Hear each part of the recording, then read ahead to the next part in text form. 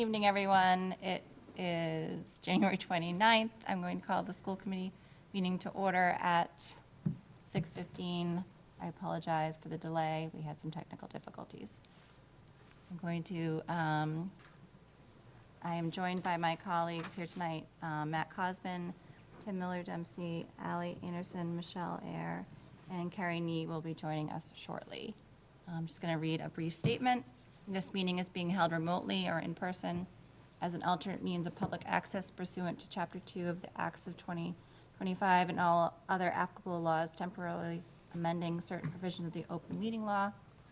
You are hereby advised that this meeting and all other communications during this meeting may be recorded by the town of Hingham in accordance with the open meeting law. If any participant wishes to record this meeting, please notify the chair at the start of the meeting in accordance with Mass General Law, Chapter 30A, Section 20F, so that the chair may inform all other participants of said recording. Is anyone else recording the meeting other than Harbor Media? Nobody else. All right. Excuse me. Bless you. All right. We will get started. We are going to start off with agenda item number 2, which is to provide a budget overview for FY27 for facilities. Terrific. Well, thank you. And for those of you who are joining the call for the first time in budget season this evening, this is the third in a series of meetings. So this group here of very loyal and active school committee members joined us on Monday evening for an overview of our operating budget as it relates to our general education and special education budget. Last evening, we convened again to meet with the Capital Outlay Committee to make known some of our facilities needs. And this evening, we're flipping back to discuss our operating budget. And this evening, we're joined by Jim Quattromoni, our athletic director, Joseph Andrews, our director of technology, Patrick Cunningham, our transportation director, and on the line, we also have Matt Meehan, our facilities director. Those four individuals, along with Aisha Opong, will provide an overview of our proposed operating budget for FY27 for those departments. And for the school committee, we did the other evening review some of the budget context for our proposals this year.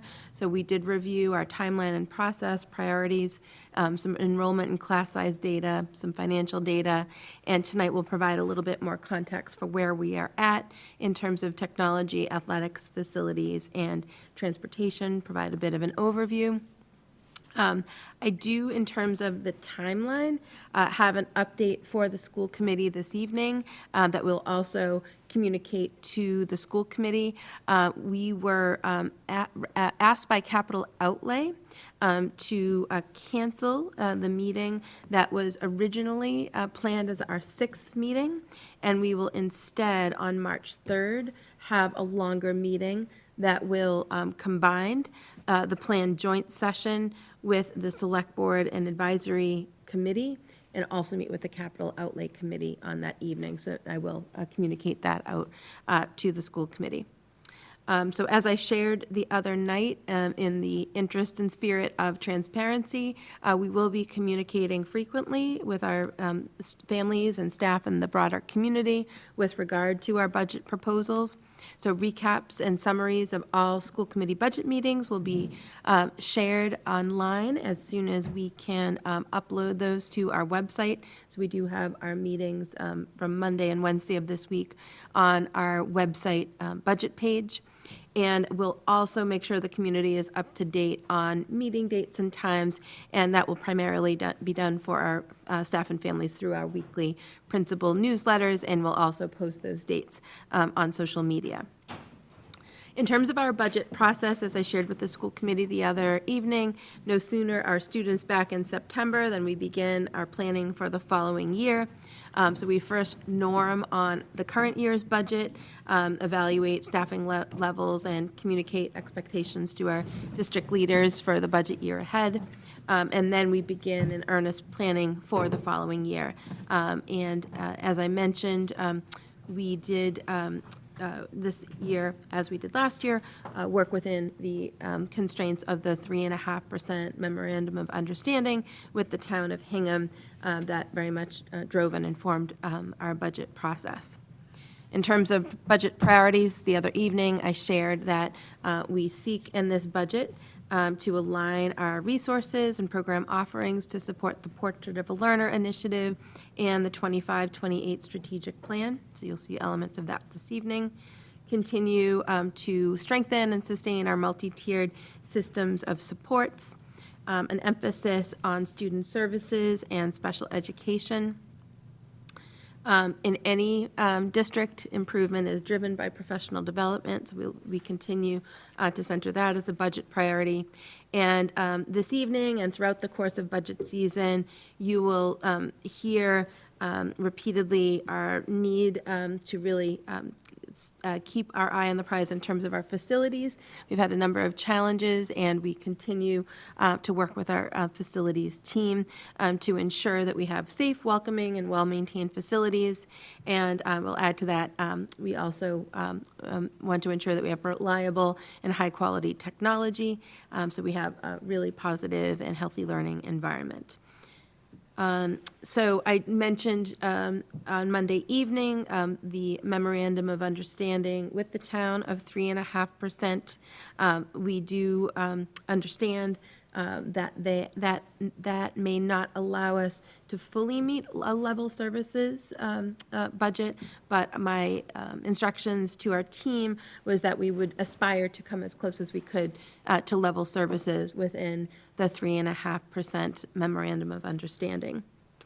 The other evening, I mentioned that we are working with some fixed costs. No surprise that contracts, including both salaries and services, utilities, out-of-district tuitions are just a few of our fixed costs. And so this year, we really tried to get creative with our budget levers. In any given year, we look first to efficiencies, which would include any savings from retirements and leaves. Whenever we have a new need, we look to fulfill that through reallocations and restructuring. I mentioned that last year we leaned heavily into fees as a way to close our FY26 budget. I mentioned that we are pretty much feed out, and I'll show some evidence of that.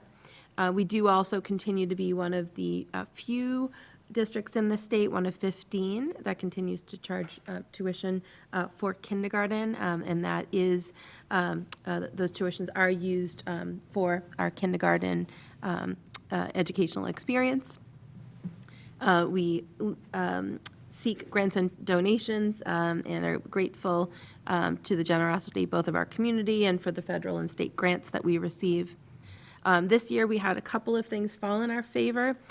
So with the opening of the new Foster School, we had a number of green efficiencies with how that building is heated, including the solar panels on that building, and soon our geothermal will be coming online. And so those efficiencies helped us to close our budget gap this year. Additionally, the electric buses that were approved by the school committee earlier this year resulted in a $200,000 savings for FY27. That was part of our strategy for closing the budget gap. We are, whenever possible, instead of bringing in outside consultants and contractors, trying to leverage our in-house expertise. This year, we dug deep into revolving funds, and we'll discuss that again this evening. And reductions are our last resort, and pleased to say that we did not have to use that lever as deep as we had feared this year due to some of the other methods that we explored to close the budget. Did want to mention, particularly where transportation and athletic fees are on the agenda for this evening. Last year, we did take to heart the recommendations by the Hingham Sustainable Budget Task Force that in 2022 had put forth 2 recommendations to the school committee requesting that we consider a transportation fee for students in grades 7 through 12. I'll remind the community that the school system is responsible for transporting students up through 6th grade. But beyond that, districts can, and many do, charge a fee for bus transportation. Additionally, in 2022, the Sustainable Budget Task Force recommended that the school committee consider reassessing athletic fees at Hingham High School, which we did last year. We did make some increases to those fees. And I do think, though, at this point, we are feed out. So we have really maximized our ability to use that as a budget lever. On Monday, I shared what that cumulative effect of tuition and fees might look like for a family. And this is not a complete list, a partial list. But as I mentioned in the elementary, we are one of 15 districts in the state that do charge kindergarten tuition. Families are very generous in donating to the PTO through dues and various class donations. At the middle school, we do have fees, including an activity fee. In grade 7, we begin that transportation fee. Again, families are very generous through organizations such as the PTO that they contribute. And at the high school, in addition to the activity fee, transportation fee, and PTO dues, we also do have at the high school our athletics fees that we'll discuss this evening. Last year, we did raise the cost of the parking fee. And then our high school families are incredibly generous in supporting the variety of clubs, activities, and sports teams. Our booster organizations for both athletics and the arts and other clubs are another way that the school system's budget is supplemented.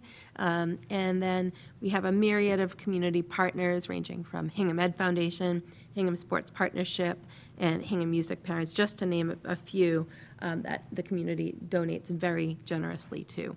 And so while our discussion this evening is on the operating budget, did want to paint a picture of all of the ways in which our families and community do generously donate to support the school system. And so again, on Monday evening, I shared that our budget assumptions for this year were zero-based budgeting. All of our lines, supplies, techs, apps, and other discretionary lines are built up from zero. I mentioned that we looked first to efficiencies and reallocations when looking at developing the budget. Took a deep dive into enrollment, as I shared the other evening. We did take another pass at our fees and tuition and did some benchmarking there. And again, the instructions to the team where we were aspiring to approach level services within the constraints of the MOU and when possible, prioritizing student-facing positions. It's no secret that our key budget drivers include meeting contractual obligations, including our cost of living increases and also our steps and lanes.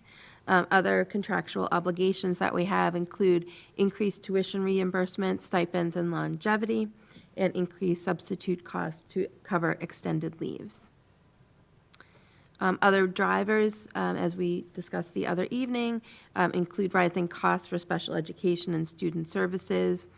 We note in particular a continued need for specialized SEL and behavioral supports at all levels, K through 12, and other specialized, related specialized services, including behavior techs, BCBAs, and speech pathologists. We have noted over the past several years, we have continued increases in out-of-district special education tuitions and services.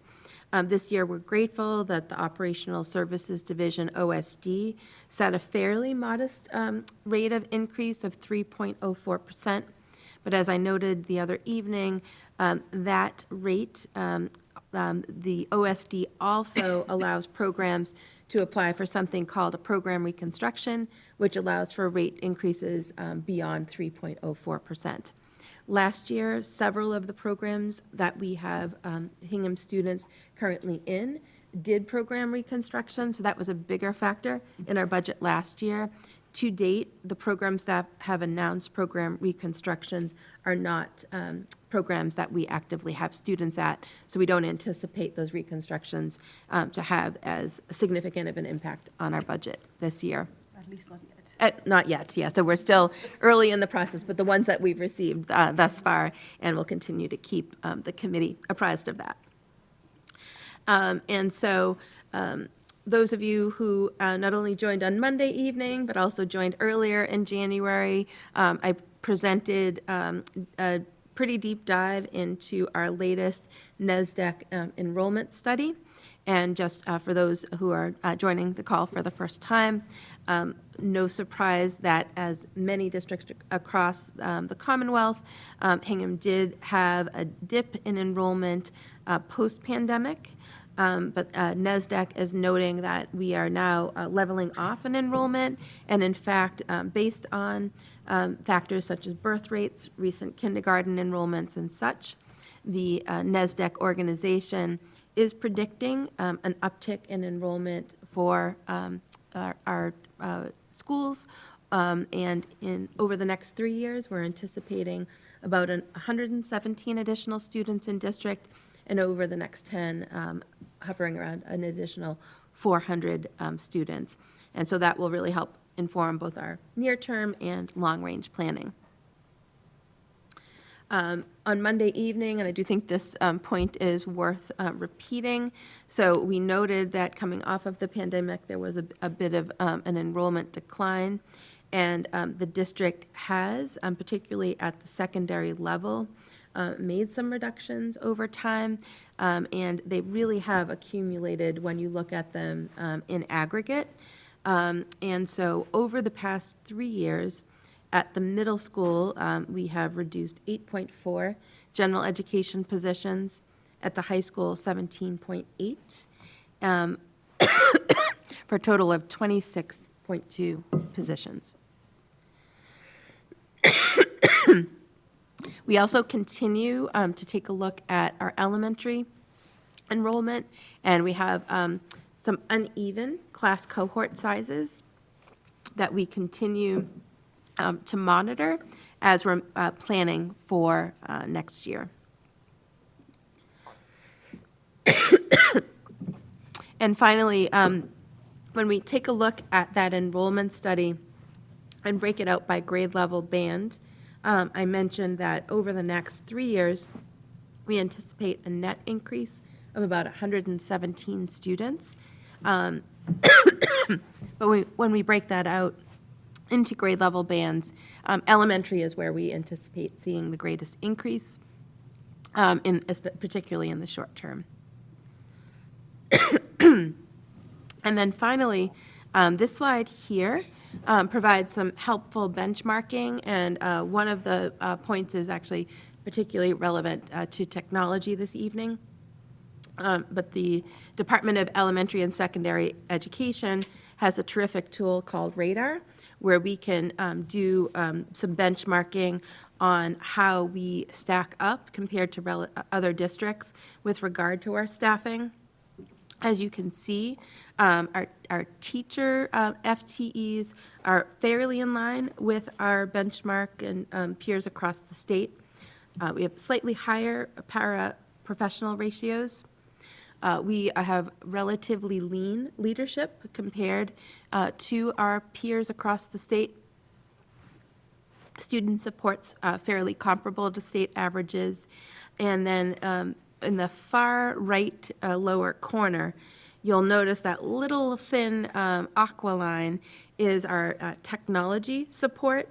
You can see, even though that's a very faint line there, we're really at nearly half what other districts have for tech support. So particularly for leadership and tech support, we run lean as a district.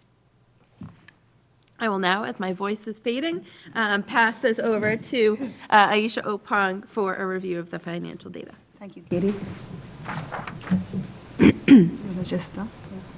In terms of the financial data, we start off with the forecast from the town in terms of how much our budget allocation is for this financial 27 school year, based on the MOU which Katie spoke about earlier.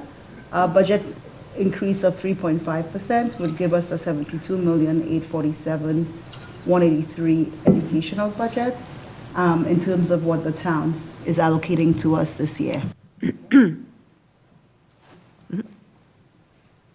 In terms of the composition of our budget, really it comprises mostly of 80% of personnel, in terms of where we have this, in terms of the overall budget, in terms of our staff, whether our teachers, paraprofessionals, and another staff as well, and support staff. The other big bucket would be the contracted services, including things like tuition payments and other contracted services. Discretionary would be in terms of textbooks and supplies mostly. And as I mentioned on Monday, even with discretionary, our discretionary budget, we don't have much flexibility of that, because for a school system, we have to have paper, we have to have textbooks and supplies, or else we won't be able to adequately educate our students. So even in terms of looking at overall where we can have reductions, typically we don't have very much room in terms of the buckets that we are able to look at. So as you will see, we've done our best in terms of how we can maintain within that strict budget of 3.5%.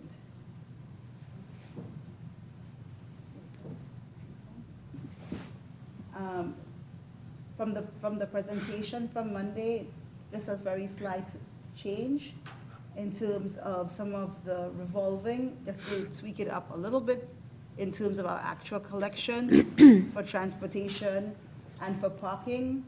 I was able to adjust that, as well as we have one additional pending retirement that you'd see that the actual reduction amount is down by a little bit, by about 37,000 right now. In terms of leaves, we expect to hear more about leaves of absences from our staff, whether people will take additional leaves or be coming back, and that may have some impact on our budget for next year. This budget assumes that everybody who's gone out will be coming back, but sometimes teachers or staff may decide to extend those leaves, and a lot of times we may have a substitute who may be standing in line for those leaves, and it may be at a lower level in terms of where that person is coming in, and it may, in some cases, depend on where that leave is happening, allow a little bit more leeway in terms of more flexibility in terms of what we can do for our budget as well. So that's the main change from Monday to today. Just wanted to point out to you. So you will see that the offsets increased by a bit because of, in terms of the transportation collection so far, as well as in terms of parking. Next one, Katie. This is just the same. This just reflects the same changes. The chart before included the budget overall and shows all of the more detailed outline of what the reductions, what the grants are, what the revolving is, and our net budget, how we get back to that. And this one just focuses on revolving. Okay. In terms of fees on the agenda today, we just wanted to give Katie fees overall, just to give you an update on all of our fees that we collect. This basically says that there are no changes in fees, except for example, Kids in Action, where we already made those changes in December, and you guys voted on that in December. The committee voted on that in December. In terms of driver's ed, we just normally evaluate the program overall, and we don't anticipate any changes in that fee structure. In terms of maintenance and rentals, we're now going to start negotiations in that area, and depending on where we land, we may need to tweak some of our rental rates as well, because a lot of it is dependent on our custodial unit as well, because they are the ones who are normally are the ones who are the main benefactors of any rentals. Okay. And in terms of the transportation fees, we will have no change in that area. Okay. Okay, Katie. In terms of reductions, I don't know if, Katie, if you want to go into that, but what I will say is that in terms of the technology, so technology supplies was the area that we were looking at. That's an area where we, as we get more information in terms of leaves, as we get more information in terms of the revenue that we're collecting on those revolving accounts, et cetera, we would expect that that line would continue to come down as we get towards the end of the budget season. But for now, we just have we have a $33,000 reduction in that area that has changed. And I think in terms of retirements, there's that one additional retirement that we added on the high school chart here, which tweaked that up a little bit. And in terms of the other reductions that we spoke about earlier in the year, those have more or less remained the same. Okay? If you wouldn't mind, I'm just going to ask the committee if they have any questions just on that first part, just since they had time to process Right. everything from Yep. Monday night. So before we start technology, does anyone have any questions on the beginning of the budget? Nope. Is there anyone in the audience that have any questions on the beginning of the budget before we start? Just a comment. Oh, okay. If you wouldn't mind just coming to the microphone. Just state your name and, Sure. Right. My name is Shannon Gill. I live at 1 Monument Circle, and I'm just here to discuss or comment on the class sizes. So I'm here to ask that you are, while we're planning for the budget, prioritizing smaller class sizes for the district. Last June, the incoming second grade class at South School was reduced from 4 sections to 3 sections. This decision was deeply disappointing and disheartening to me just as I was coming off of the largest class I've ever had, as well as like the most difficult. So I can say firsthand how challenging it can be to meet every student's academic, social, emotional needs in these oversized classrooms. When the class sizes grow, it just becomes harder to give students the individual attention they deserve, and it takes a toll on teachers too, professionally and mentally. I'm speaking not only as an educator, I should have said that at the beginning, I teach 3rd grade at South School, but I'm also a parent at South School. My child happens to be part of that same 2nd grade class that had the larger classes, and I've just seen a negative impact on the learning. The areas that he struggles in are exacerbated, and the progress that he could be making is harder to achieve with so many students and so many competing needs. His teacher is so talented and dedicated and doing an amazing job. But even the best teachers, when they're stretched too thin, can have a hard time, taking care of everyone. So we know that small class sizes matter. It allows teachers to truly get to know their students, intervene when needed, and create learning environments where children can thrive. And it also helps teacher sustainability, which is good for everyone. I understand that it's not the only large size class in Hingham. And resources are limited, but I'm still truly asking that the committee reconsiders returning this grade level to 4 sections and making class sizes a priority moving forward for the sake of the students, teachers, and just long-term health of the schools. So thank you for your time. Thank you. Oh, yeah. We're just going to pull back the slide from the class sizes so the committee can look at it. Yeah, so thank you for that comment, Shannon. I appreciate and share that understanding. So as I mentioned, when we take a look at the reductions that we've had to make as a district over the past 3 years in particular, we have dug deep at the secondary level, elementary, because class size is so important for the elementary level. When we were faced with challenging cuts, we did really look at and prioritize elementary. This slide here shows that we do have what we're calling a watch list of the sections that are either at a tipping point. I want to be clear that all of our class sizes across the district do currently meet the school committee policy, which dictates a maximum of 23 students in K-1 and 25 students in grades 2 to 5. 25, but because of uneven cohort sizes across town, we might have, in some cases, class sizes, say, closer to 25, and depending on the cohort at another building, we might have significantly lower class sizes. And so the principals, we have been meeting monthly and looking at this evolving data. And we may have some areas where we have a tipping point where we could reduce in one area to reallocate to another area. So we'll continue to monitor this data with elementary principals. And again, the school committee policy indicates a maximum. We do try to get lower than that when we can. Thank you.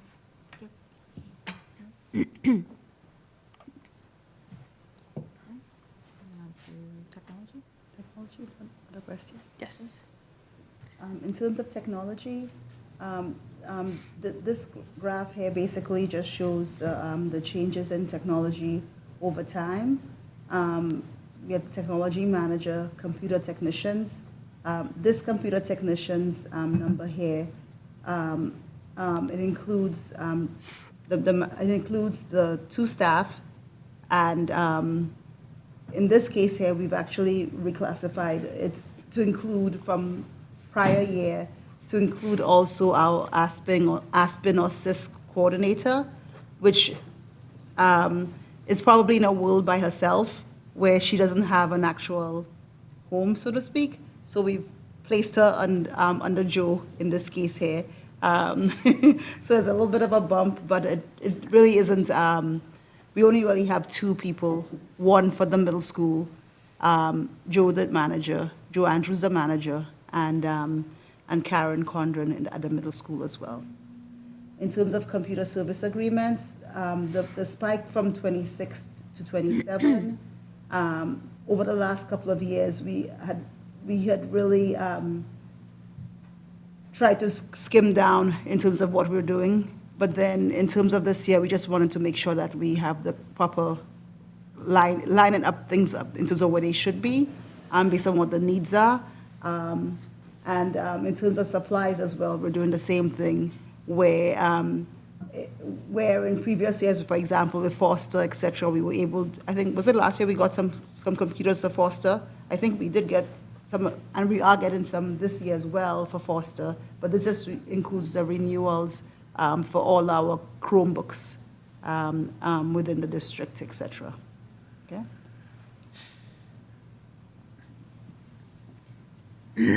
We jumped. Oh, I did. Apologies. Yeah. Yes. Joe, maybe, Mr. Andrews, maybe you can give us some of your highlights. Yes, of your department and all the wonderful things you've been doing. Sure.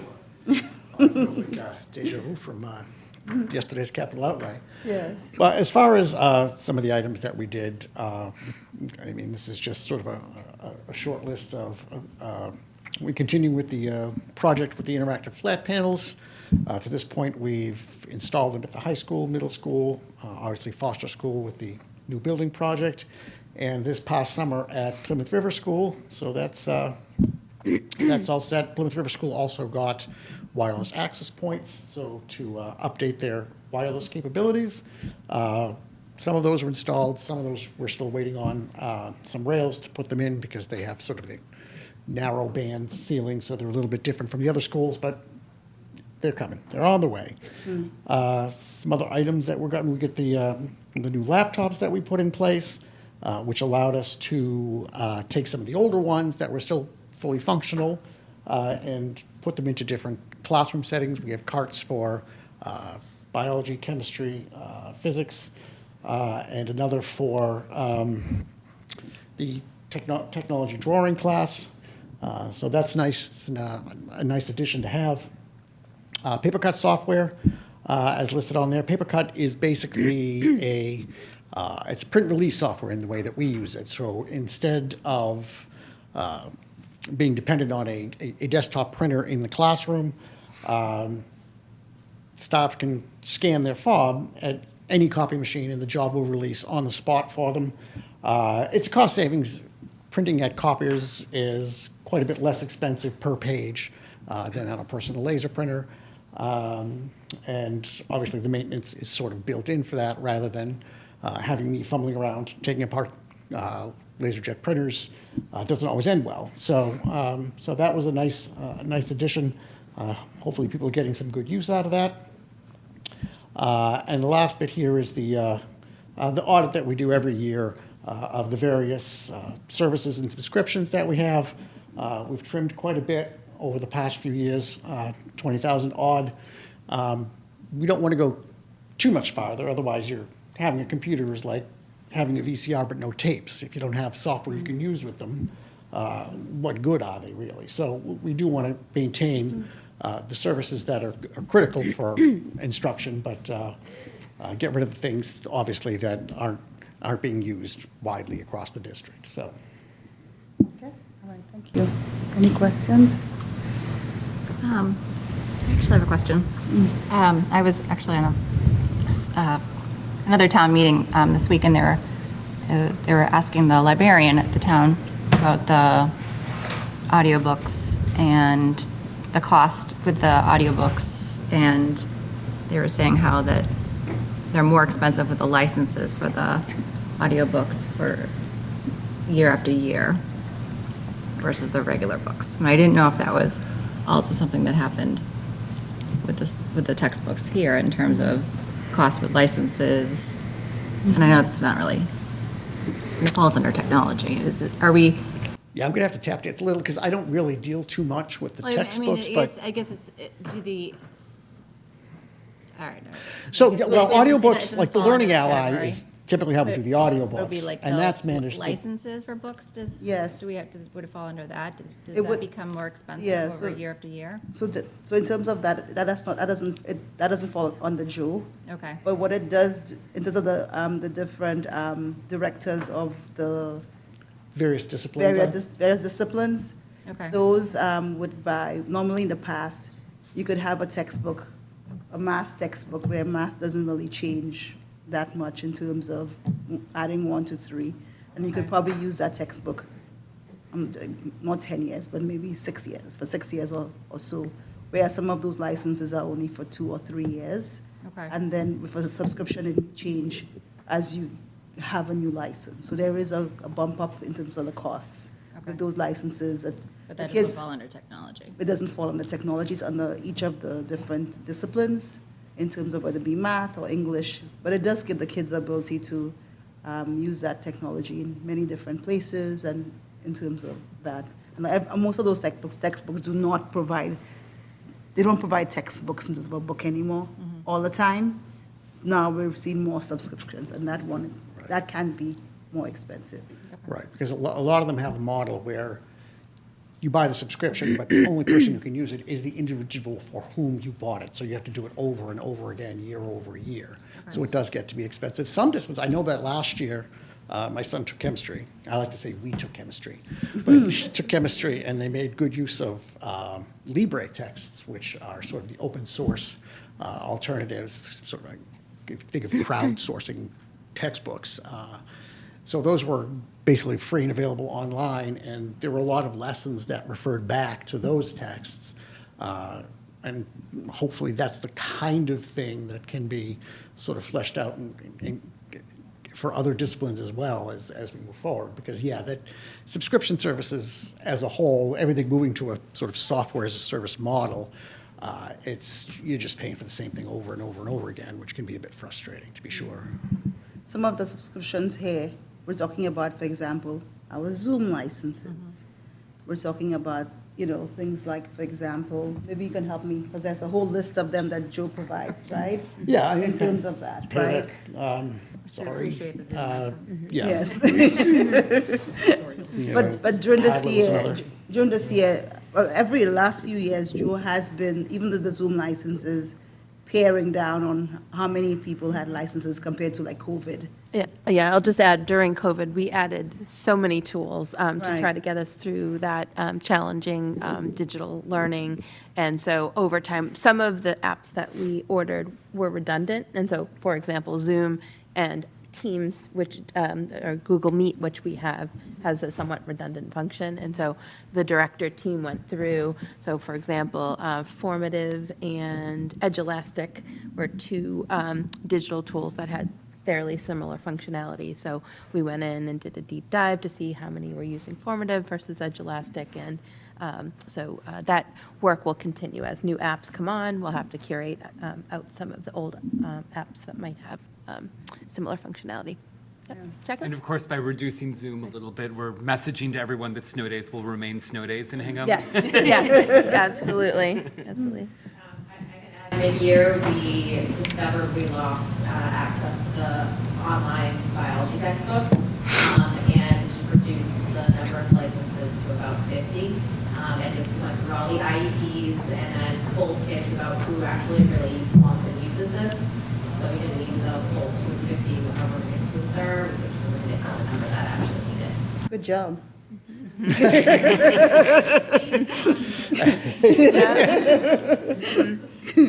Get that in that chart. Yes, yes. And just this is not a question, but just to like bookmark something to remember. Barbara Cataldo last year got us a sweetheart deal with Learning Ally that I think expires at the end of this year. I don't know, just something to I think think it about. expired last year. Oh, did it expire? I think so at the end of, was it, yes, last year, I think it expired, yeah. No, I think it's still, I th- yeah, I think I it's And then still. we thought we had renewed it it, this we, year. we renewed it Was with. going to expire, Yeah, exactly. it was going to Okay. expire, and then she Yeah. renewed it, yeah. Yeah, so that would be, I'll discuss that with Dr. Panarisi. That would Perfect. fall under her budget, not Joe's. Learning Ally would not Absolutely. fall under Joe's. That was just Yeah. a bookmark Yeah, to not absolutely. forget to have that conversation before Yes. that. Yeah, absolutely. I'll expires. write that one down. Yeah, Thank but it's, you. yeah, yeah. Okay, all right. Oh, sorry. It's actually not a technology question. Okay. I actually want to go back to the class size comment caused me to just sort of think about what we don't have across all of these items, understandably, is because we're capped with the 3.5%, but like, what would, if we weren't, what would you all say we really, we would aspire to? I know we're aspiring to level services based on the conversation or based on the situation we're in. But I do think it would be helpful for us potentially from a trade-off perspective to say, is adding 2 elementary school teachers more important than something else, or keeping the communications? And I do think when we're having the conversation subsequently with the rest of the town, to have a list of, here are the additional things that we can't have, we've made difficult decisions, could be useful. So it's kind of a broad comment that We've done that before. we did before. Yeah, and we've kind of lost that, I think, given the MOU, understandably, but I think that would be useful. Yeah, when we had our 3 budgets, when we were Oh, going, right. when we were going into the Vote on MOU, so it was services. the level services and the Yeah. level services plus, I think it was. I think that's a great suggestion. I'll put kind of, if I had $1 million slide and, make a prioritized list. Or, $74 million. Yeah, more than $1 million. It's our 3.5% plus, what would we get? Yeah. What would we Right. get? I mean, the one thing that I think the committee as a whole has probably communicated as well would be things that, even with the override, that were done partially. For example, with kindergarten as a big, the committee has said that over and over Yeah. in terms of that being a big priority for them. But it's just not something that we can, snap our fingers and have disappear. You know what I'm saying? Right. So that, as a committee, I think you guys have communicated that, as well as Katie too, in terms of some of those priorities as well. I think that we can continue to definitely add on what those things are. The last time when we did the aspirational budget was with our override. And if it is that's coming up soon, that's something that we definitely can look to. Yeah, and I'm not advocating for 3 budgets or anything like that, certainly, Yeah. but I do think a one-pager with like here. It's a great suggestion. it could be very helpful. Right, and this is what it would cost. Yes, absolutely. Yep. Okay? Thank you, Joe. Oh, yeah, you bet. Okay, next up, we have Athletic Director Jim Quattromoni to discuss athletics, and then we also have a bit on extracurriculars in there as well. So, Aisha, do you want to take over the budget here? So in terms of athletics, pretty much in terms of the athletic fee and everything else, we've assessed where it is right now, and we've looked at, for example, the Patriot League, which is a league that we perform within. Is that a good way to describe it, Joe? Yeah, we're a member of the Patriot League, right? And in terms of the fees associated with that, I think there's only one other school from just kind of scanning and asking other business managers that also includes football with hockey, the hockey fee. So in terms of that, and in terms of where we landed with our budget this year, we decided that we would not put forward to the committee the proposal to include football as part of the hockey fee, and to just keep the fee structure as it was agreed upon last year. I don't know if once Katie brings forward the aspirational budget, if we will then say, okay, maybe we do need to look at other areas where we need to expand to do that, but I don't think that that's something that we're looking at right now, right? Wait, so when we're talking about an aspirational budget, Aisha's talking about aspirational fees. I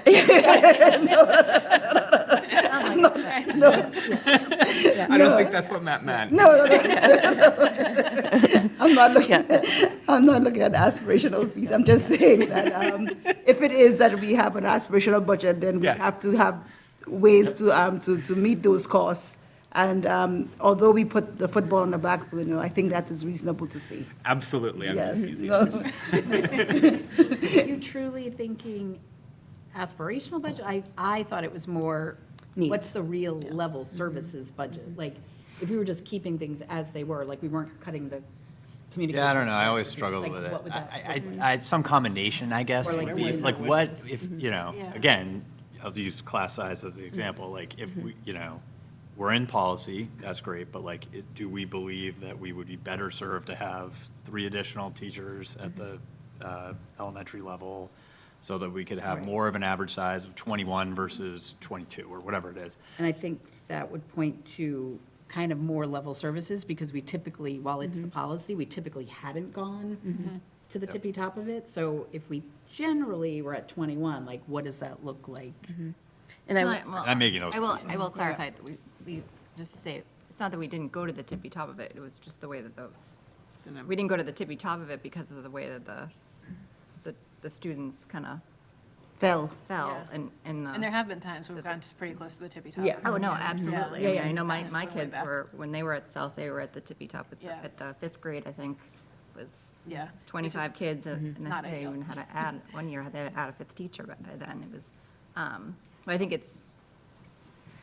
there will it's always all be, in how yeah. they fall. Right. But as far as like what we're looking for, to your point too, I agree with that. That would be good. What does an actual level services budget look like? But I like the idea of thinking aspirationally too. And just because I feel like with the 3.5, it's really helpful to have that number. But we're also kind of closing ourselves in and not thinking, you know, big pictures as much as we might be able to. So I think it'd be good to do, maybe it's a lot of work, but if we could do both, that would be good. Yeah, and I will just stress again, with the NESDEC enrollment projections, the way that they are predicting for the next 3 years with increased elementary enrollment, we do need to think about over the next few years. It is very likely we will need to add some additional elementary sections. And I didn't include it this evening, but on Monday evening, I had included a slide to show that while we haven't made the same deep cuts that we did at secondary in general education in terms of FTE reductions, we have over the past 5 years or so, we have reduced across the district by about 9. So we have made some elementary cuts that were initially in response to declining enrollment, but now that enrollment has achieved stasis and is in fact starting to climb again, we very likely will, at the very least next year, need to add some additional sections. And again, going back to the slide I showed you earlier with the watch list, we do have a couple of sections that are close to being able to be collapsed comfortably, that we might be able to do a reallocation. But if our NASDAQ projections are correct, another 100 students absolutely means that we will need to add some additional sections, so. Yep. On the athletics fees, So I think I heard somewhere that we weren't sure if we increased, would we lose participation? I think the answer is we did not. Is that right? I would say that we're not seeing. I don't know, you mentioned, Katie, that we're at the top or near the top. Like, but last year we had this whole detailed analysis. I'm not saying we need to recreate it, but where we looked at every single, school and where we fit. Are we at like literally the top? Hanover is above us in terms of fees. Would you agree with me, Jim, sorry? Hanover, That analysis from last year, Hanover was above us. yes, I think there might have been one other school above us. right, so, We're at the top. yeah, Before we moved or after? after. After. we moved. Several other districts last year moved as well. So Cohasset made kind of similar increases to what we did last year. So I do think that last year, many districts were in the same spot we were, looking at fees as a lever. And I do think we're probably right now at a point where we'll continue to monitor it. And I do think a practice of increasing by a COLA of some sort, but last year was a bigger jump than a COLA. Some towns had a fundraise to bring back sub-varsity sports. So is the argument against raising this year, I know trust me, my friends will kill me Yep. for saying this, but we're just trying to be fair to the, because we haven't seen participation rate. I made the argument last year. I think, again, these sports are still, compared to like a kid going to play John Barker in town, you're paying the same fee to play varsity basketball as you are to play one time a week in John Barker, pretty much. So I still think it's like a great deal. But when you look at that slide that I shared with the cumulative effect Yep. of all of the fees that families are paying, so, the families last year, in addition to the athletic fee, the increased parking fee, the new transportation fee, the booster dues and all of that, when you look at it in totality, we are still a public school. Yep. And I would say that in a comprehensive high school, extracurriculars and athletics aren't extra. Any student applying to college needs to, for first and foremost, for personal development and developing the whole child and all that. But in a comprehensive high school, athletics and extracurriculars, I would argue, are core to our programming. And again, we are a public school, so I would not want to be in a position where we're a wild outlier. But I'm reluctantly comfortable with where we landed. It was a necessary step we had to take last year in order to land the budget. And I think over time, if we continue to look at more of a COLA and continue to monitor what's going on in other districts. But I will say that families have been stepping up. On the athletic fees, we have high rates of yield on that. And but looking at that whole ecosystem of fees, it adds up. Right. And just to add to what Katie's saying as well, is that on the other side of it, what we've seen happen as well, I don't know, Jim, if that's been your experience as well, but we've seen a few more families ask for financial aid on our side as well. Yeah, there's So that's, definitely an uptick in that. yes, But I don't think it's a concern in terms of the significance of it. right, exactly. So I'm saying at least we have that benefit for people. I know that before we started this process, it had been probably almost 10 years, or maybe not 10, maybe 6 years since we had increased the fee. Closer to 10. It's closer to 10 years. So what does happen when you wait that long is that one group of kids and families bear the brunt of that cost increase. But I think since we've just hiked and we're almost at the top. We right-sized. We're Yeah, right-sized we right right-sized now. last year, yeah. So I think probably give it another couple years, and then maybe we can look at kind of a COLA, as Katie mentioned, so that we make sure that at least it's evenly spread and not any one group of families are just feeling that big hike. And last year, we also discussed, and I think you did a little bit of analysis around what kind of was the balance at which it didn't really help us that much. Like, we raise it an extra $50 per family or per season, how much are we actually going to bring in? And is it enough to fund a full teaching position or to make it worthwhile to ask families to do that? So we had talked about that, and I thought you'd done some sort of analysis on it, or maybe in my head, I just I was thinking that, but.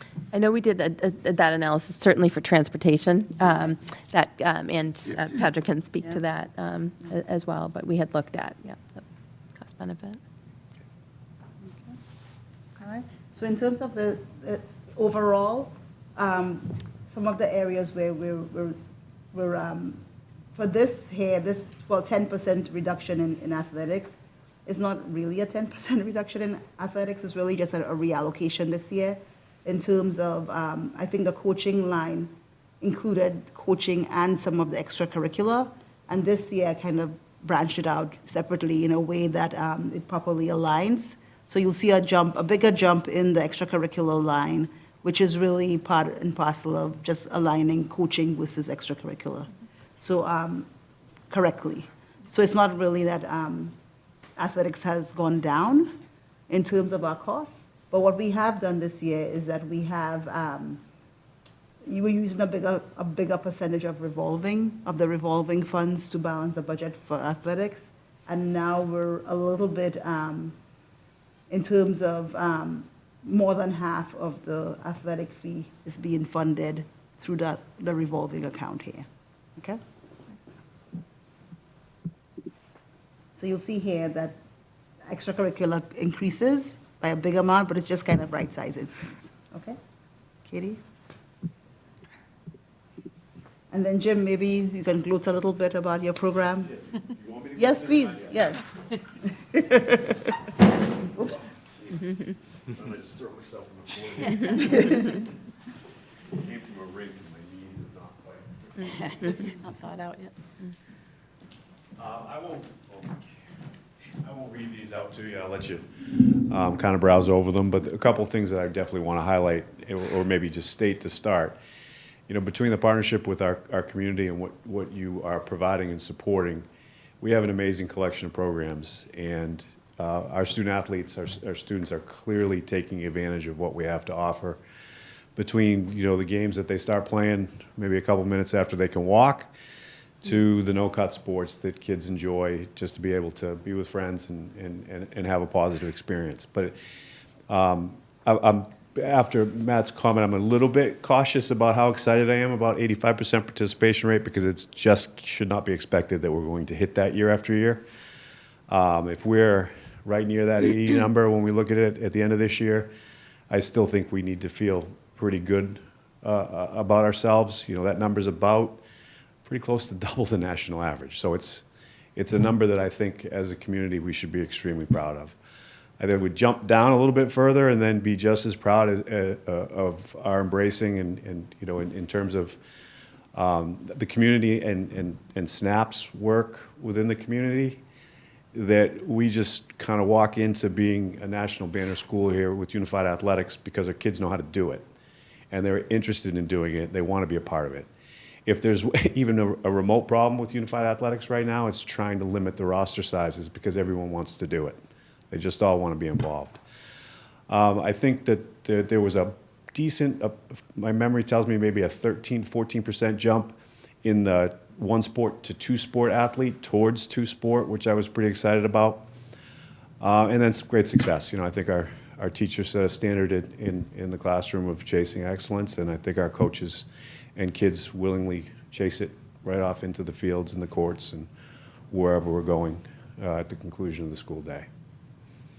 Okay, thank you. Thank you. All right. I can dump this thing over here. What's the status of ultimate, or no, the Olympic paddles? Pickleball? Yeah. That's still around. It'd be a nice court they can use. I'm sorry? The club is rugby, right? Rugby is now a varsity sport. It was a club, but I think we probably are at 4 years, maybe. So the MIA has changed significantly on how you can add a sport. It used to go through a rule change proposal. So any school person could write up a proposal, submit it to the MIA, and then it would go through a series of votes with all committees, ultimately getting to the board of directors, and then they would decide whether it could happen or not. That was changed at the beginning of this year, where there's a structure where you can petition that a sport can become an activity, and you have to get to a certain number of schools that are participating. And then once you get to that number, you can have some interscholastic competition. And then from there, you have to get to another number to be able to have a tournament sustained, that the MIA would offer a state tournament for you. And that is all being worked out, kind of the details on how that will be implemented. Right now, the MIA is not recognizing pickleball. It doesn't mean that we couldn't do something here in terms of it as an activity. I hope I answered you. Yeah. Okay, thank you. And I think I did not mention the 3 state champions that we've had this year, but we're in the presence of one of the state championship coaches. So Coach Blassetti here has helped put a banner on the wall for us. So.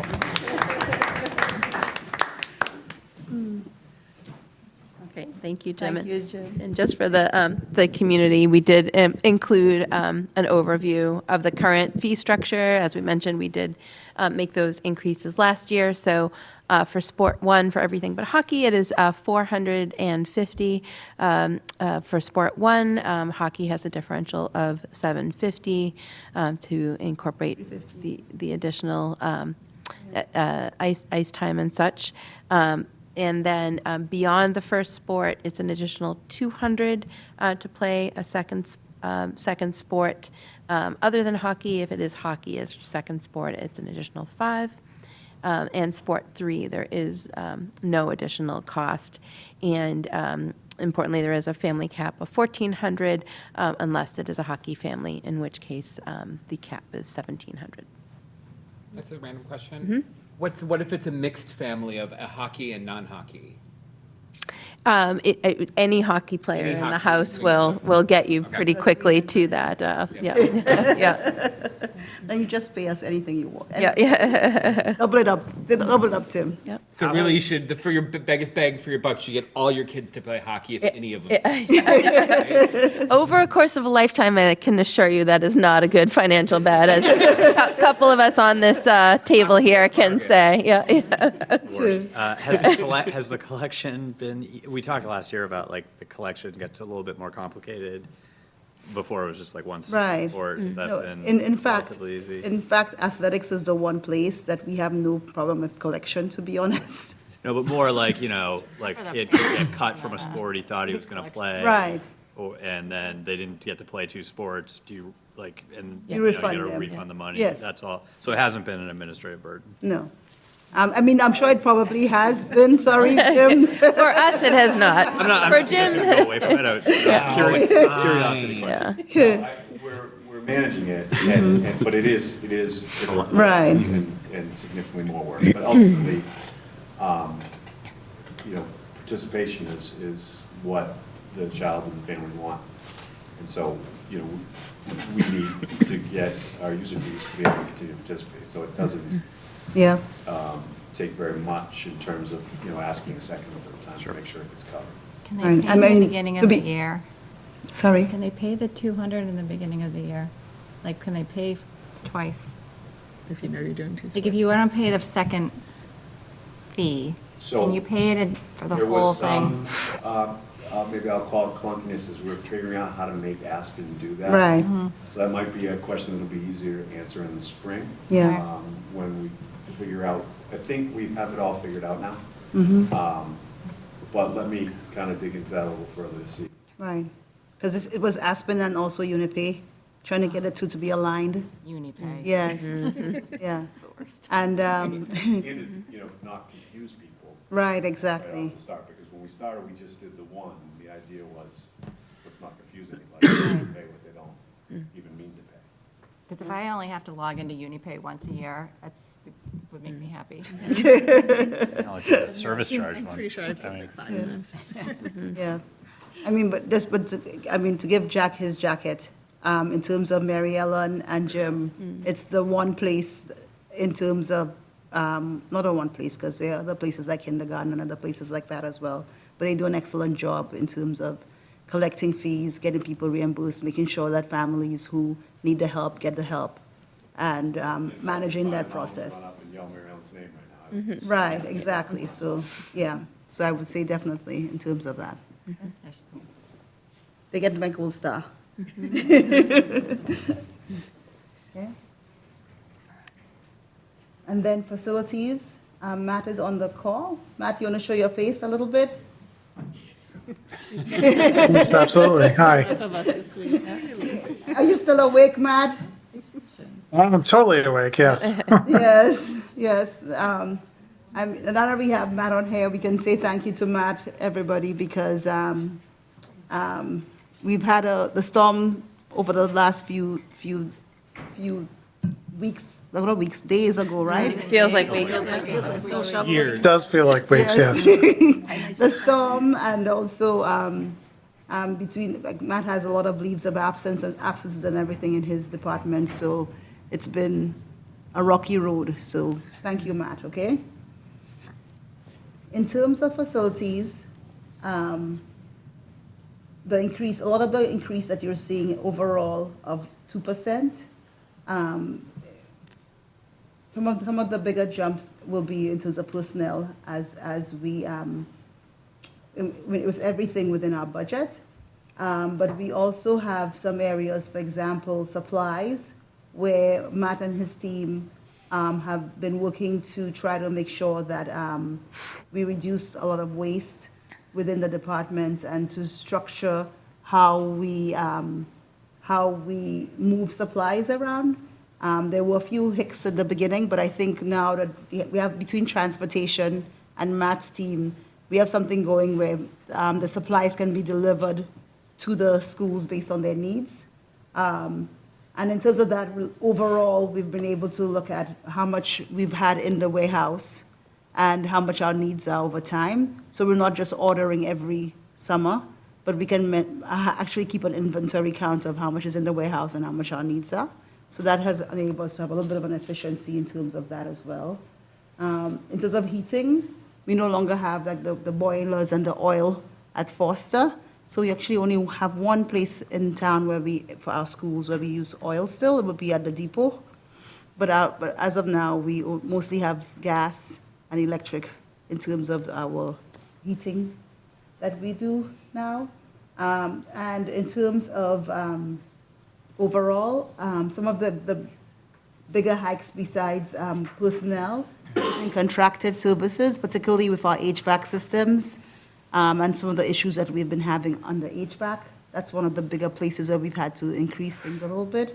Matt, is there anything you want to chime in on in terms of overall from you pulling that budget together and some of the areas that you looked at this year? We do have a key logistical kind of focus on making sure that we're as efficient as we can be with supplies going to schools in and out. We are really focused on developing a system of understanding of what inventory we have in the schools and what they require. And that's ongoing. To go to your point of looking at the efficiencies of delivering supplies, we are relying on transportation as well. We do have some significant issues with our schools, especially the high school, where there's some issues with some older systems, and we're relying on our vendors to make sure that we're moving forward with those. And that's what the increases are there. But we are still maintaining a pretty good system throughout our district with maintaining services for the schools with minimal interruption so far. Okay, thank you, Matt. And in terms of for revolving, we're continuing to use a lot more of our revolving, particularly as it relates to facilities. With Kids in Action now being in all of our buildings now, we can now increase that reduction, that revolving amount by a little bit. driver's ed has been doing really well those last few years as well. And we think that we can step up in terms of the contribution that driver's ed is making to the overall budget. And in terms of parking, that is also another area that we have as well too. So overall, we are in a place where we can increase some of those contributions to our budget by to the facilities that a lot of those programs utilize as well. Okay? Can I ask a question, Aisha? Yes. The emergency facilities fund, we talked about a couple weeks ago. That's not the name of it, but you know the fund I'm talking Yep, about. yep. Is that the revolving 302? No. No. No, so so that account is a separate fund in itself because it was a separate revolving account that we created, that the town created, where we got the transfer from the Foster Extraordinary account. Right. And then that was the starting amount.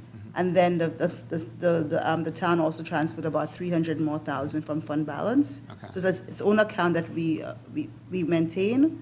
And in terms of that, what we've done during this year is that, as you may remember, we had the roof issue at South. We've had roof issues at PRS and at the high school in terms of those repairs. We've used our operating budget and our capital funds first. Okay. And then once we used up all those resources, then we went to that extraordinary account. Okay. So the increase in contracted services on this. Yep. That doesn't have anything to do with the emergency repair fund? It does not, no. Okay. In fact, what it is that with East, for example, we've had a lot of issues with the ERUs at East. So that's one place where we've had a lot of repairs that we've needed. Matt has been looking into, like, for example, a boiler at the middle school, where there have been some issues there. And in terms of PRS, there have been some issues at PRS with the unit ventilators, right, Matt, at PRS, where between capital and some of the repairs, it has meant using some of our resources from operating as well. Okay. Anything else you want to add to what I'm saying here, Matt? Yeah, I think the increase in the contracted services has to deal with, especially East, the ERUs were unanticipated, well, not unanticipated, but there was some significant issues that we had to deal with this past summer and into the fall. We did resolve them. Also, throughout the schools, I'm really focusing on preventative maintenance to try to figure out the issues before they become a major issue. So those contracted services will have a bump up in that. However, the payoff is it's very good because we're finding out the issues before they really become significant issues. One of the examples is the high school. Another example is the middle school, where we discovered the boiler system that heats all the domestic hot water for the middle school. We found out that the boiler that's existing is really not sufficient and is about to it's about to fail. So we're really trying to lean on replacing it. So those contracted issues and services really are key to saving money, not adding money to the budget. It seems that's the best way I can explain it, but there's a cost up front, but we are saving money in the long run. Right. I wasn't questioning the contracted services, Matt. I was just more wondering how the emergency fund fit in with our budgeting. Yep. Because we just talked about it a couple weeks ago with the Warren article. So it's separate? Yep. So, yeah, Okay, thank you. you're welcome. Uh, All right, thank you. And in terms of this year, in terms of maintenance, it's been a very busy year for Matt and his team. In terms of Foster, as soon as Matt came on, he was helping get through PRS, and then, which is less than a year and a half ago. PRS, then after it was done, it was prolonged. And then we had the columns that were added to PRS as well. So that was 2 MSBA projects happening at the same time. And then even with the Foster boiler, that's less than a year ago, we had to deal with that as well. And in terms of overall, we had the dock that Matt was very involved with in terms of that construction project as well. And Matt, maybe you can continue to talk about some of the other things that you've been doing in the district, because it's been a very, very busy year and a half for him, for sure. Oh, Matt, you're muted. You're on mute. We can't hear. Sorry. Some of the bigger things internally is we started a new evaluation system in cooperation with the union to make sure that we are providing effective feedback to all the staff, from custodial level leads, maintenance staff, all the way up. We instituted a pilot this year, and it was pretty well accepted. We also have instituted professional development, which has never really been instituted before with all of our custodial staff and maintenance staff.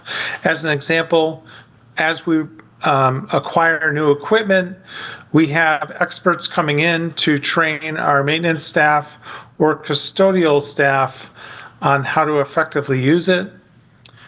We have also instituted expectation and custodial zones for each building. That's ongoing, but they are in place right now, which basically really sets what the requirements are for cleaning and standards.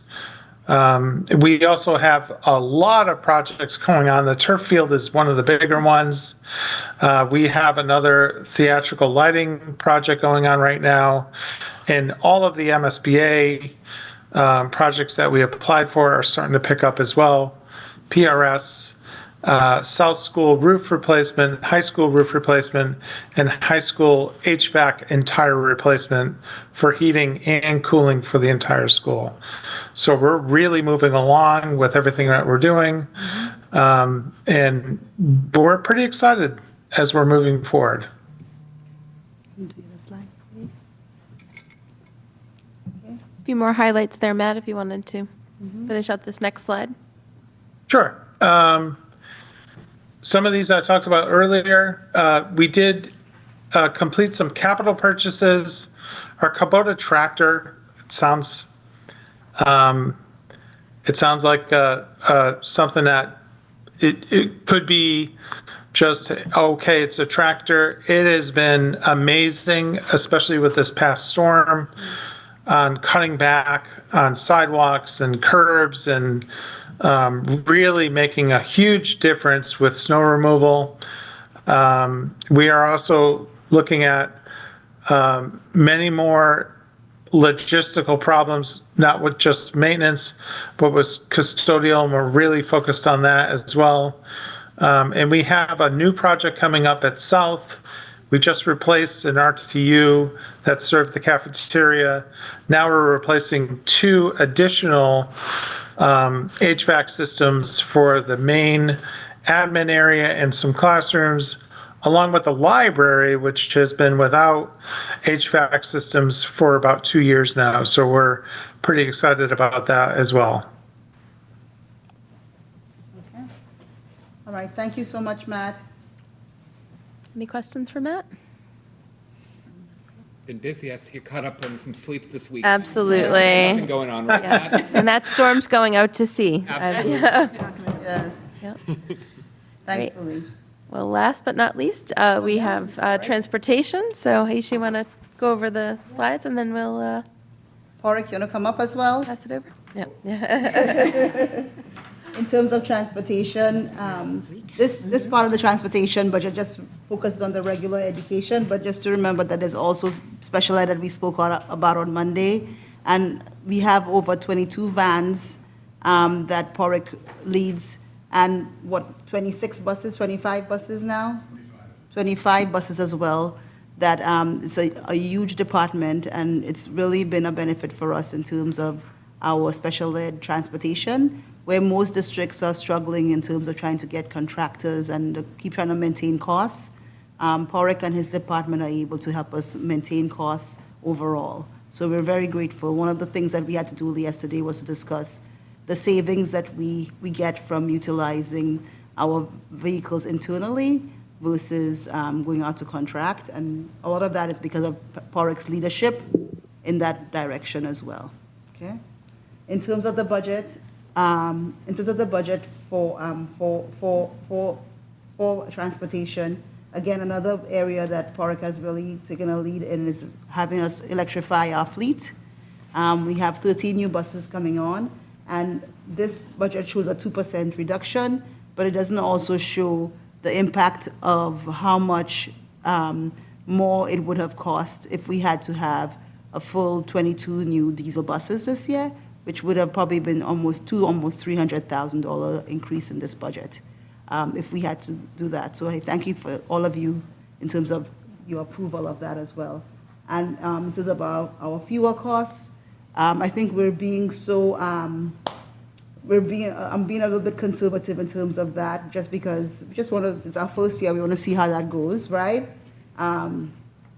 So we have a little bit of a reduction in our fuel costs here because of our electrification, as well as in terms of our repairs and maintenance. We haven't taken the full advantage of what that could be, because it's the full year, and it's important to see where that goes and how that electrification actually works out.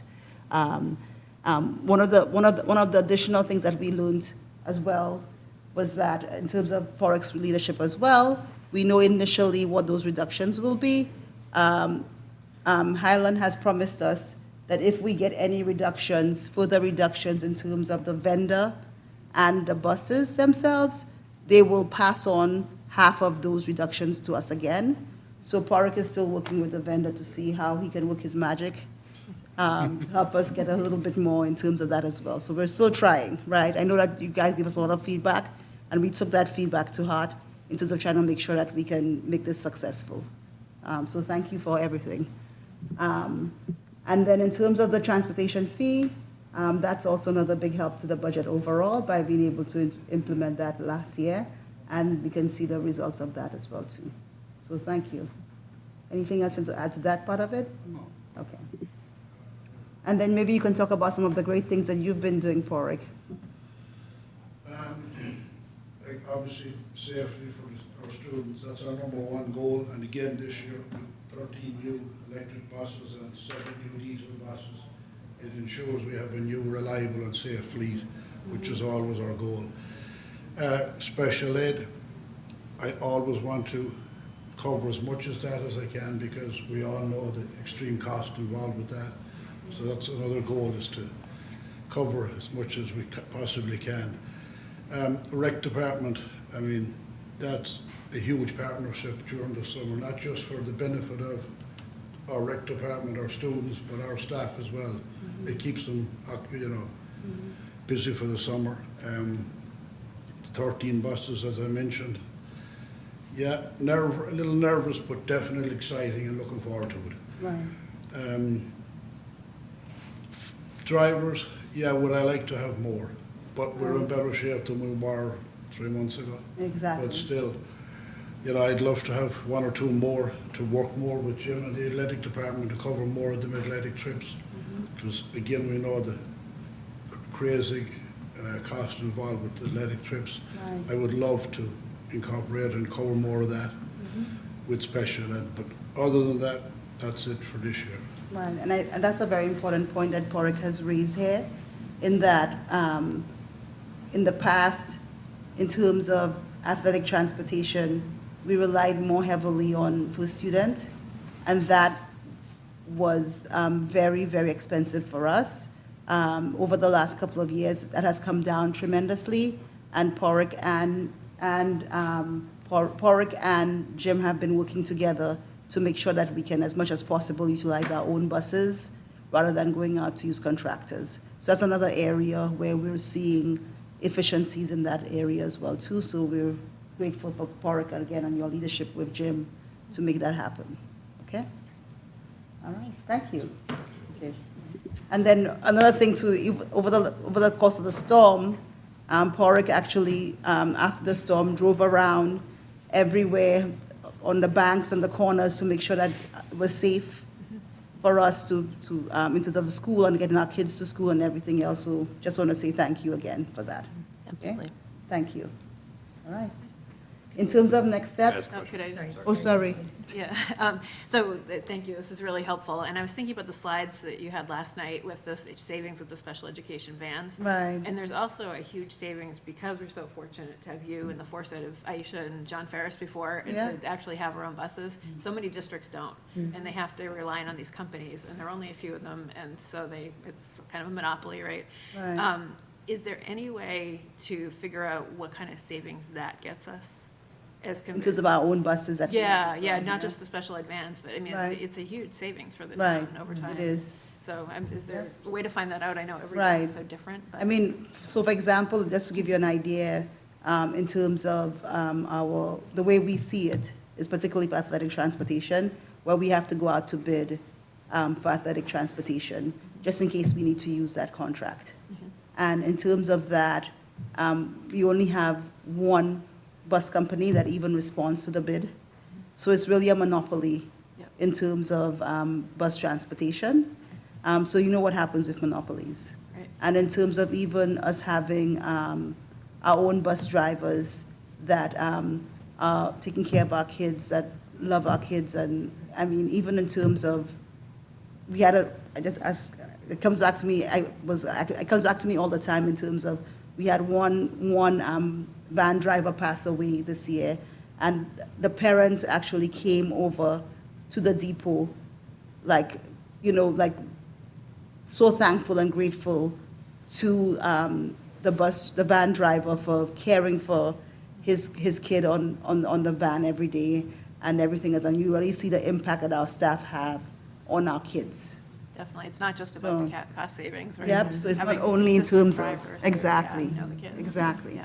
And I Yep. But it's not about the cost savings. All of the above. I think the point about monopoly is because we're not at the whim of what the Yeah. company is going to charge, right? Right. We have pretty good certainty and line of sight as to what our needs are going to be on the transportation side, Yep. which Yeah. is, We've all seen the news stories. Yeah. It's a conversation every year at MASC at that conference too. Right. So many places are dealing with it. We're lucky we don't have to. Yep, I think it's, as far as the budget communication strategy, Right. that might be a good thing to put out there. yep, definitely, definitely. I mean, let's save some of our good points for an override year. Okay, thank you. Can I just, sorry, Oh, sure, just a of quick course. question. I'm not looking to raise the fee, but I'm No. curious. Last year we had You thought about it. had a whole discussion about what there was a lot of assumptions in terms of how many students would actually Yep. take the bus with this new fee. Do we know where it netted out? Was it, Porrick, how many kids did we have, like 700? Oh, 764 or something. Yes. Last time I checked. so was Yeah. that, I don't even remember. Is So that like- was a little bit- Basically, like almost everybody that took the bus in the past still took it. Oh, Right, yeah, and we've had a few families where if there was a route close to them that they hadn't taken the bus before. If they were walkers, technically walkers. Walkers. Take the bus. Yeah, they wanted Now that it. they have the option to pay, Yeah, they have taken advantage. Exactly, so we've had a few of those people as well. okay. Yeah. And then compliance has been, like, the tracking of it and all that? You The said- tracking has been, I think in terms of, the way I would say it is that we haven't been saying, okay, get on the bus, show us your pass. Yeah. You can't get on, because I think families know that Sounds there's a like most fee. people paid anyway. Everybody paid, and we haven't like said, okay, kiddo, you have to show your pass at the bus, right?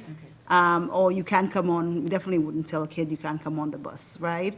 So I think families have been responsible and very responsive in that way, in terms of making sure that the kids have been paid up, they all got their passes and everything else. Unlike, for example, like the activity fee, where we don't have as high a response rate in terms of that area, even if the principals have tried, right? But with the transportation fee, you definitely see families responding and paying and being responsible that way. Okay? And similar to hot lunch, we don't want to punish a kid because of their Right. parents didn't pay a fee. Yeah, I mean, yeah. No, but I would say that we should say, probably but if watch you- that but going if forward, because watch I it. could see a scenario where Right. over time, Yeah. you Yeah, know, you they're not- start they're not having checking. parents be Yep. like, oh, well, like, Right. Johnny down checking the my street pay.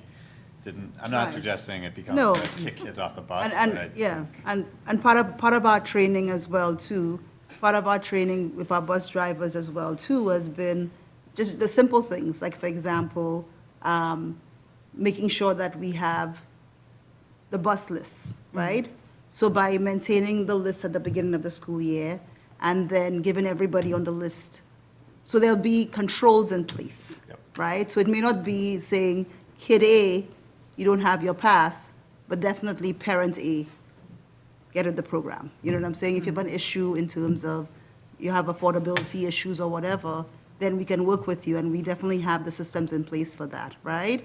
But then we will maintain the controls, even if we wouldn't be in any way trying to embarrass kids directly. Okay? And how about the parking lot fees? The parking lot fees, the kids, they want a spot, they have to go through the process. So I think that one has been seamless. For those people who got their licenses at the beginning from December on, we've prorated it, like halfway for December, just to make sure that we're being fair to those kids. So, the collections have been there as well too. And we're pleased with the way. And that's things are just, going. this is a selfish question, so I'm just gonna ask it right now. That's just juniors and seniors? I beg your pardon? You have to be a junior or senior to get that. I don't know the rules, but from what I'm hearing at home, yes, you have to be a junior, Yes. senior, yeah. So you I have to just- get your at license the sophomore beginning. year, you can't buy a parking spot. Even if there are some? Do we ever, I guess my sorry, so this is not selfish? Right. No, but like, do we have a situation where we have open spots, I guess? Like, is there a scenario where we should actually be offering it? Well, it's, in the handbook, it only says juniors and seniors. I think it's considered a privilege. Okay. Juniors and seniors, so I think it's something that would come up with the high school principal. If he Okay. wants to change it or not. Yeah. But, And I mean, normally I'm all for it, right?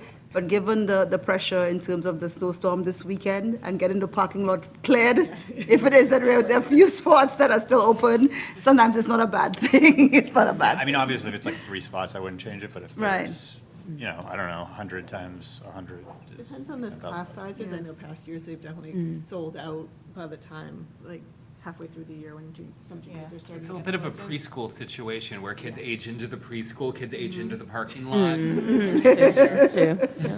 yeah, I But just, How the sophomores seem to find spots that friends aren't using, and they work it out. I received. Agreed. The secondary market, though, we're not getting that. There is, and we're not discussing. No. We're not going there. There's a black market. We're not going there. We're not going there. At the beginning of the year, I did receive a variety of emails about the cost of the fee. Parents who did not think it was fair, thought it was a high increase. So at the time, I did say that we would have a discussion about that upcoming budget season, just to review it. And I feel like that's what we're doing now, just Right. reviewing the fee, and then if everyone still agrees that that is where we want to continue to go forward. And I think we can all, at least I feel that the benefit is that we're not cutting any positions or having to cut any more positions. And because of that is because we're digging into the revolving accounts and we are charging these fees. And I know it is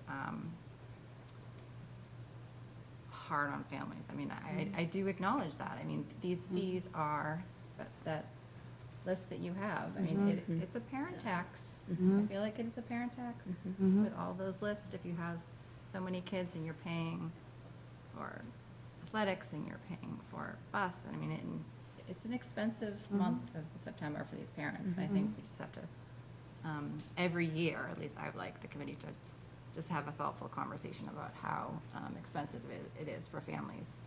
That's all. I know, I definitely agree with that. No, I would too. I mean, No. No, I was going to say, I mean, I don't like charging fees to parents, to Katie's point, it's public schools, and these things are part of the education, they're not really extras. But I think we got to the point that we just had to your point, otherwise we were going to be really making even more drastic cuts.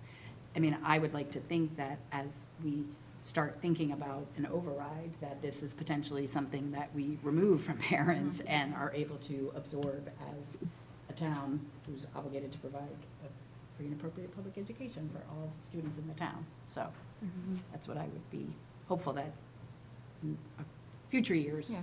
relatively soon, that could be part of the conversation. Thank you. Just to conclude, again, this is just concluded meeting 3 of an 8-part series. And so our 4th meeting will be on February 9th at 6 p.m., where we'll rehash a lot of the information that we shared. We did take some of your questions and feedback, and we'll come back with some additional data. I know we discussed, for example, school counselor ratios. We'll come back on the 9th with some additional data. I will come back with that list of if we have some additional funds, where the greatest areas of need are in order to meet level services and also think a bit aspirationally. And then we will send out to the committee and send out to the community a revised graphic noting that our 6th meeting has been canceled and will be bundled with March 3rd. So we will send that new graphic out to the community through newsletters, social media, and such. Thank you. Thank you. So I believe we've covered agenda items 1 Oh, we have a through, question. and we are going to go to does anyone in the audience have any questions? And then I'm going to go to online if anyone has it online. Thank you. Katie?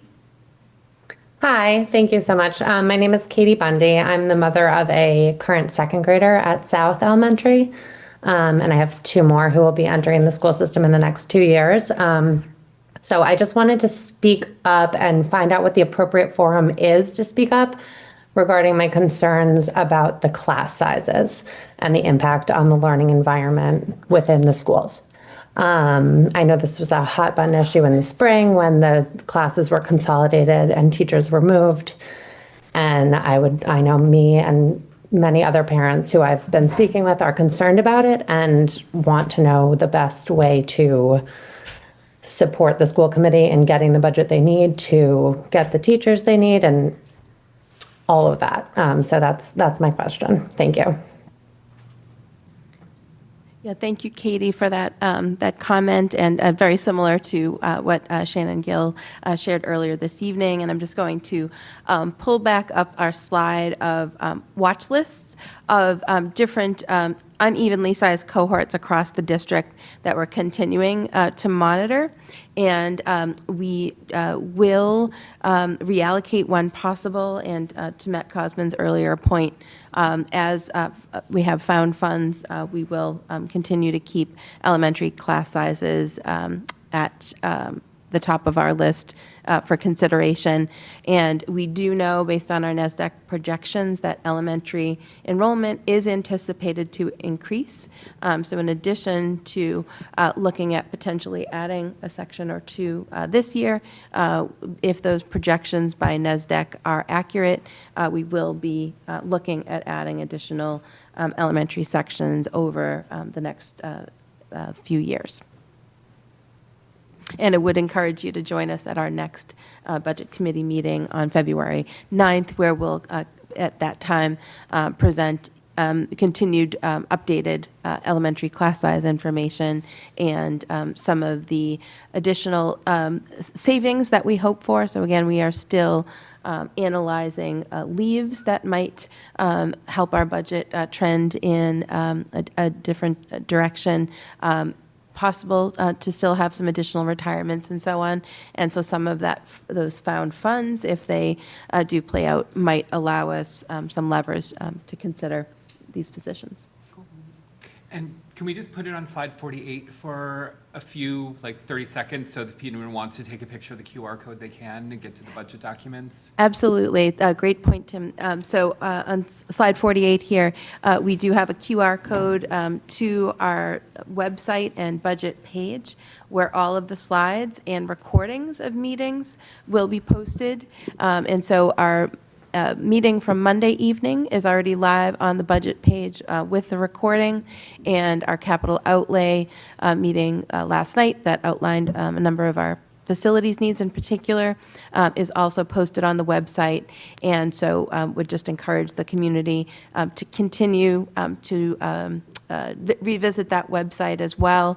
And if you can't make the meeting in person, would encourage the community to watch the recordings, and grateful to Harbor Media for their partnership in allowing us to record and share with the community. Can you pull up the graphic of the dates again? Absolutely. So and you can always come, so Katie's put the graphics up again on all our upcoming meetings, and we will be discussing the budget. All of those meetings, you're welcome to address any of your questions or comments to the committee during that time. And on the public hearing on February 23rd, we actually run through everything from start to finish. So if you haven't been a part of the discussion from the beginning, you get the chance to hear it all over again, or to hear it from scratch again. Yeah. Okay? As well as to the select board and advisory committee, they also take public comment as well. So thank you for your engagement and for the question. Thank you. Is there anyone else online question? I'm afraid to touch my computer because the technical difficulties earlier. Carrie, can you see if there's anyone else? I don't see anyone else. No, there's no. All right. And just for Katie, that slide that the other, our Katie had on the board with all the classroom sizes, that's in the budget presentation. So if you want to dive into that, that's where to find it with that QR code. Good reminder. Thank you. Yes. Great.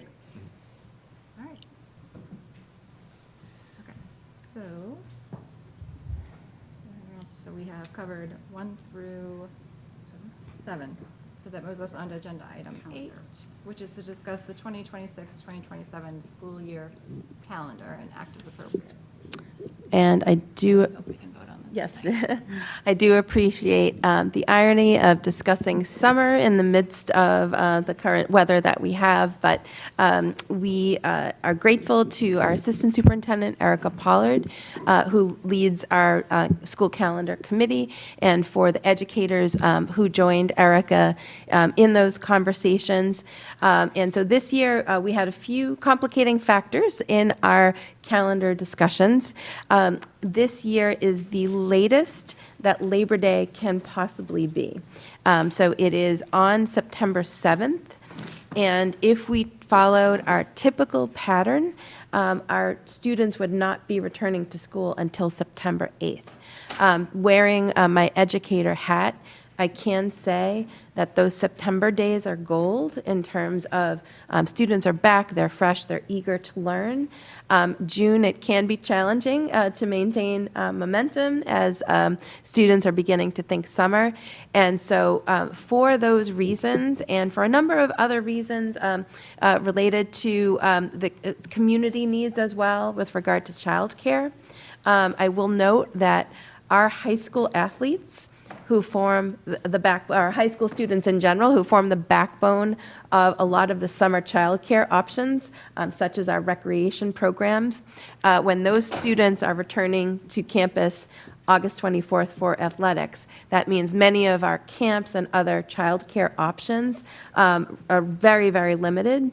And so that stretch from August 24th until September 8th would be a lifetime for working families who are looking for childcare.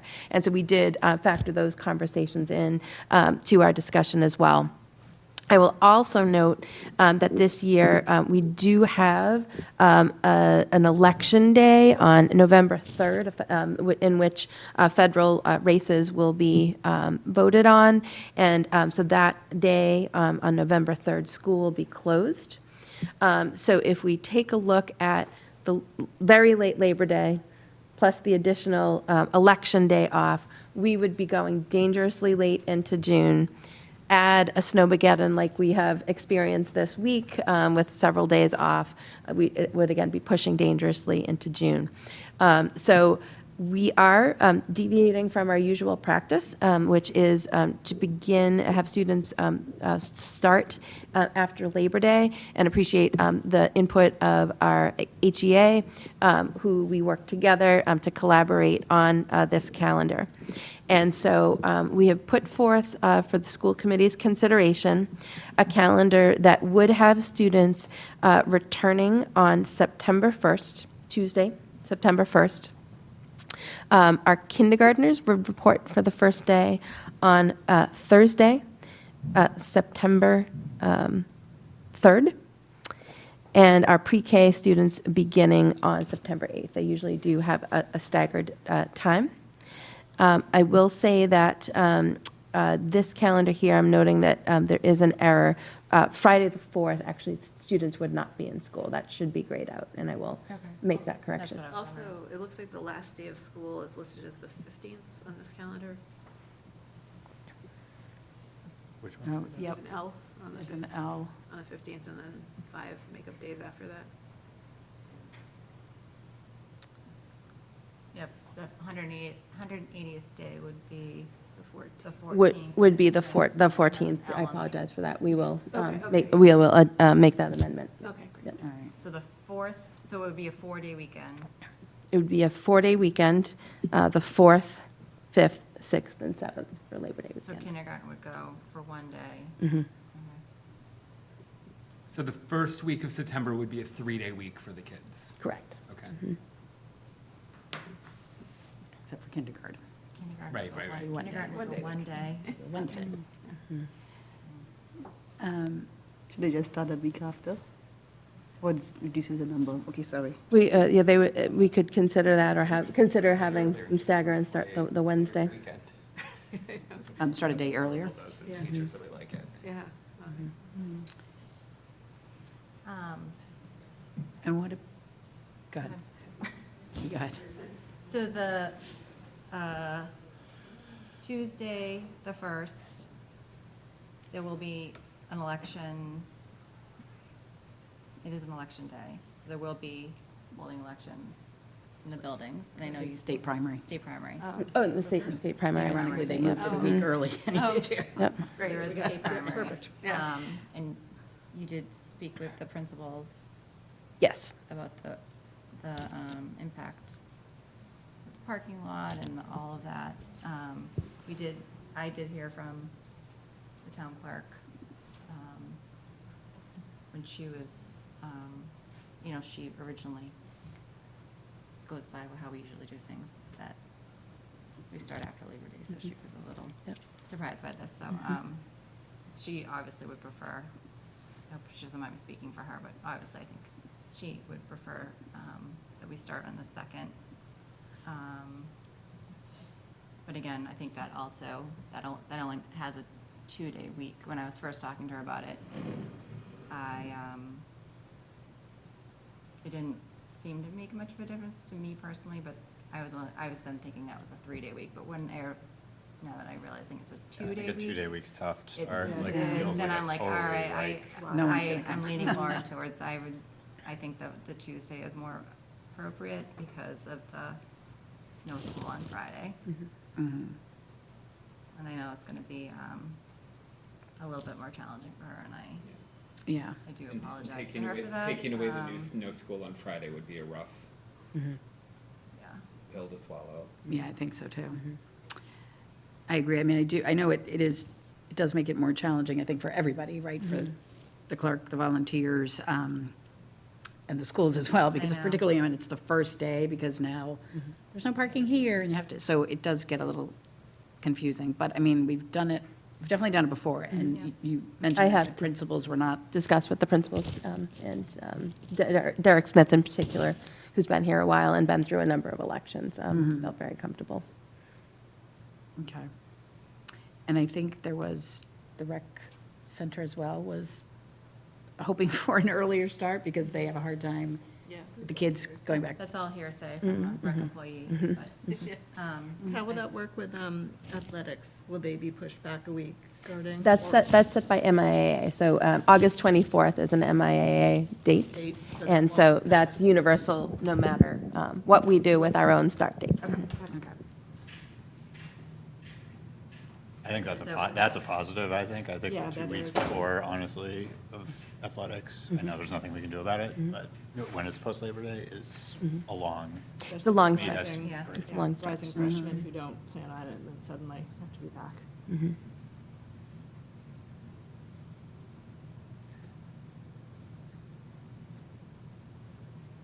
So the two corrections on here is there is no school on the 4th, Correct. and the last day is the 14th. And then the question is, do we want to move kindergarten to start Wednesday? Or do we want to talk about that, or are you good with kindergarten being just one day that week? That is something that I would suggest that we vote on the substance of the calendar, and I could come back specifically with the kindergarten question. I really would need to discuss that Yep. with the team. But I think we could, the question that families are desperate to know, and the rec department Right. and so on, And is Carol that and question Al are about starting. what is the first day of school for our first to 12th graders? So I think if the committee is okay, I can put forth the calendar as is, and could come back to the committee just to amend the kindergarten start date. I think it's appropriate for us to give our opinion on that. I don't think it's appropriate for us to say when kindergarten starts or not. So I think Yeah, we no, can vote. agree. I think we can vote on it. We've given our opinion how we, I, you know, everyone knows my mother was a kindergarten teacher, so I can see, it may be hard to have kindergarten going 1 day a week, but that's just my opinion. And it is, leave it up to the experts in that department to make that decision, so. So I will definitely bring that back to the elementary team for input. But I do appreciate a decision one way or the other on the start date, because many other things will have to then fall into place from there. Okay. All right, so I think we can, anyone has any questions or I comments? have one calendar comment that's not pertinent to this Okay, go. discussion, really. Well, it kind of is, but it's come up with the snow days. Oh, yes. I think the way that we label the M's makeup days is super confusing. Even being on the school committee, like I looked at the calendar, personally booked a trip to Europe this year, looking at the calendar and being like, okay, the last possible makeup day is this day, forgetting that it's actually just, if you had 8 snow days, you make up 8 snow days. So this looks like definitive when you look at this calendar, and I think most people aren't as close to it as me. And I've been getting multiple questions, actually, this year of like, okay, it looks, you know, so the last possible day is whatever it is, June 22nd. I'm like, no, like, actually, like, it's definitely at risk if we have a couple more days. So I think we need to we should think about how we're going to display this. I think right now it is confusing because it makes it look like you would have no more than 5. And it says 15th to 21st makeup days. So I also think we actually should adjust it for this year's calendar somehow, like note it that school could go longer and maybe even like communicate it. Because I've personally gotten, outside of my own snafu, like multiple questions on like, hey, when's the last possible day of school? And the answer is like, it is totally dependent on how many snow days we have. We don't know. Or June 30th. Yes. But no later than June 30th. So Matt had asked me when the technical last day, he had asked me when the technical last day. Then I guess my suggestion would be, let's just take the M days off and just say makeup days as, it's like. As needed. Or have Yeah. a different, like, color those. Just those, something, yeah, the remaining 5 days. make it look like it's definitively. Yep. And actually, this year, I think there's only 4 shown on the calendar for whatever reason.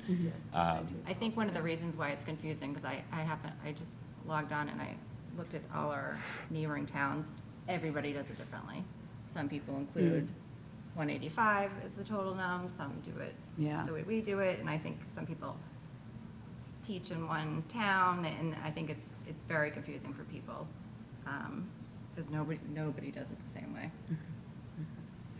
I'm happy to revisit that, and there might be a way to just kind of color code right through June 30th to indicate that it's all fair game. But we can. Because there is, what is the 5-day thing? Because you just said 185. I had 5 in my head as like the maximum day. It's 5. Just, like, I think just rent, right? towns have done, they've always added 5. I don't Well, the think contract is it's not a- it's 185 not a days. I don't know if rule. that's what it is for the It's teaching. not a rule.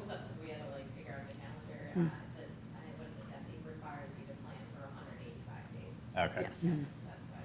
But assuming, right. most parents don't care what that is. No. Right, yeah. Yeah. That's helpful. Yes, we want this to be a family-friendly, Yeah, I do- user-friendly I do calendar, think so whatever we can there's a do bunch of to people looking at it. clarify that, ask yeah. questions. But you have to go the full 180 days, as we all know. Yes, Yes. I forgot that. Yeah.